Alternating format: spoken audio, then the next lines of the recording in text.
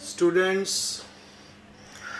बच्चों, आज मैं फिर आपका वेलकम कर रहा हूँ हमारे रिवीजन लेक्चर में। मैं आपको जल्दी से आपको शॉर्ट रिवीजन देने वाला हूँ। तो एक क्वेश्चन हमने किया है कि कितने न्यूट्रॉन प्रोटॉन हमारे न्यूक्लियाई में प्रेजेंट है। तो देखो बेटा, यहाँ पे न्यूट्रॉन प्रोटॉन निकालना बहुत आसान है। आप सबसे पहले देखिए, इस हर केस में चाहे कार्बन है, ऑक्सीजन है, मैग्नीशियम है, आयरन, स्ट्रोंशियम, इन सभी में आपको एटॉमिक नंबर भी दिए हुए, मास नंबर भी दिए हुए। तो सिंपल बेटा, आपने मास नंबर में से एटॉमिक नंबर माइनस करना है, आपको न्यूट्रॉन मिल जाएंगे। अब बात आती है प्रोटॉन की। जितना एटॉमिक नंबर होता है उतने ही प्रोटॉन होते हैं। तो एग्जांपल देखिए, आपके पास यहाँ पे कार्बन का एटॉमिक नंबर 6 है, मास नंबर 13 है। 13 में से 6 गए तो 7, तो 7 पे आपका आ गया बेटा हमारे न्यूट्रॉन कितने हुए इसमें, 7। और मास कितना हुआ इसका, 13।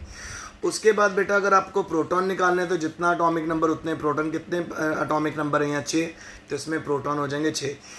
इसी तरह आयरन में कितना एटॉमिक नंबर है, 26, प्रोटॉन हो जाएंगे 26। फिर उसके बाद बेटा मैंने आपको क्या करवाया, क्वांटम नंबर के ऊपर हम लोगों ने आज क्वेश्चन डिस्कस किए थे। वही क्वेश्चन मैं रिपीट करने वाला हूँ। तो प्लीज़ आप लोग बच्चे उन क्वेश्चंस को ज़रा ध्यान से देख लेना ताकि आपको प्रॉब्लम ना आए। सो जब भी मैं वीडियो बनाऊँ देखा करिए। देखो जी, तो आज का जो पहला क्वेश्चन था कि what is the lowest value of n that allows g orbital to exist. तो बेटा मैंने आपको सॉल्व करके दिखाया था और मैंने आपको बताया भी था कि जी ऑर्बिटल के लिए एल की वैल्यू 4 होगी। तो ऑब्वियसली जो सबसे कम वैल्यू होगी एन की वो 5 ही होगी, क्योंकि अगर एन और एल की वैल्यू सेम होगी तो वो ऑर्बिटल एग्जिस्ट नहीं करेगा। अगर एन की वैल्यू एल से कम होगी तो भी वो ऑर्बिटल एग्जिस्ट नहीं करेगा। ठीक है। फिर उसके बाद मैंने आपको करवाया बेटा, एक और हमने इसके ऊपर क्वेश्चन करा था यहाँ पे। सो वो क्वेश्चन था SPD नोटेशंस को यूज़ करके आप लोगों को ये बताना कि कौन सा ऑर्बिटल है। तो पहले केस में बेटा एन की वैल्यू 1 थी, एल की वैल्यू 0। सो आपको पता है एल की वैल्यू 0 किसके लिए होती है, एस ऑर्बिटल के लिए। तो पहले का तो आंसर आ गया 1s ऑर्बिटल। ठीक है। फिर उसके बाद दूसरे वाले में एन की वैल्यू 3 है, एल की वैल्यू 1 है। सो इसका आंसर आ गया हमारा 3p ऑर्बिटल। फिर सी केस में एन की वैल्यू 4 है, एल की वैल्यू 2 है। एल की वैल्यू 2 होती है डी ऑर्बिटल के लिए, तो ये हमारा बन गया 4d।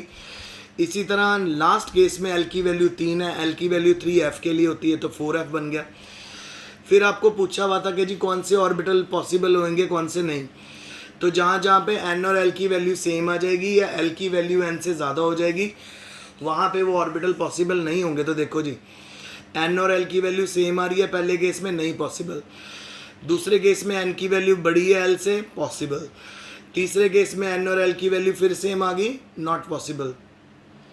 और लास्ट केस में एन की वैल्यू बड़ी है एल से, पॉसिबल। और ई में भी एन की वैल्यू और एल की वैल्यू सेम आ गई, ये भी ऑर्बिटल पॉसिबल नहीं होगा। और एफ में भी एन की वैल्यू बड़ी आ गई एल से, सो ये ऑर्बिटल भी पॉसिबल होगा। तो बेटा मैंने आज यही क्वेश्चंस करवाए हैं। तो प्लीज़ इन क्वेश्चंस को रिपीट कर लिया करो, अच्छे से रिवाइज कर लिया करो, ताकि आपको बिल्कुल प्रॉब्लम ना आए। आपको हार्ड वर्क से बिल्कुल नहीं भागना, क्योंकि बेटा hard work is the key to success and medical is a medicine which you have to take every day. So आज के लिए इतना ही। Stay home, stay safe, best of luck and study hard.